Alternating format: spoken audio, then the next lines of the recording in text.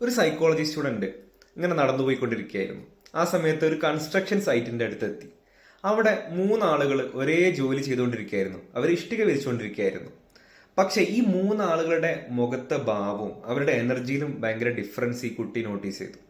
അങ്ങനെ ഈ കുട്ടി അവരോടൊന്ന് സംസാരിക്കാം ഔട്ട് ഓഫ് ക്യൂരിയോസിറ്റി വിചാരിച്ചുകൊണ്ട് അവരുടെ അടുത്തേക്ക് ചെന്നു. ആദ്യം ഒന്നാമത്തെ ആളത്തേക്ക് ചെന്നു. എന്നിട്ട് ചോദിച്ചു, ചേട്ടാ ചേട്ടൻ എന്ത് ചെയ്തുകൊണ്ട് നിൽക്കുകയാണ്?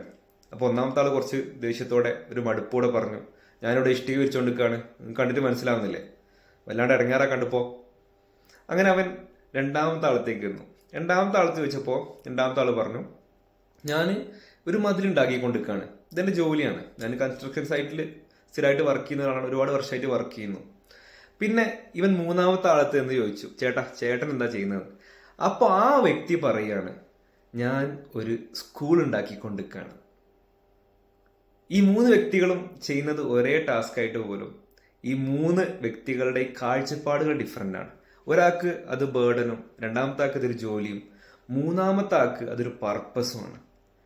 ആ മൂന്നാമത്തെ ആളെ പോലെ ഒരു പർപ്പസും മീനിങ്ങും നമ്മൾ ചെയ്യുന്ന ടാസ്കുകൾക്ക് നമുക്ക് കാണാൻ പറ്റിയാൽ നമ്മുടെ ജോലി എളുപ്പമാവും, അല്ലേ? നമ്മൾ ചെയ്യുന്ന കാര്യത്തിനൊരു മീനിങ് ഉണ്ടാവും. നമുക്ക് സാക്രിഫൈസുകൾ ചെയ്യാനും നമ്മുടെ ടാസ്കുകൾ ചെയ്യാനും വളരെ എളുപ്പമാവും. അതൊരു ബേർഡനായിട്ട് നമുക്ക് തോന്നില്ല. നിങ്ങൾ നിങ്ങളുടെ ലൈഫിൽ ചെയ്യുന്ന ജോലി ആയിക്കോട്ടെ, പഠനമായിക്കോട്ടെ, മറ്റു ടാസ്കുകളായിക്കോട്ടെ, അതിനെങ്ങനെയാണ് നോക്കിക്കാണുന്നത്?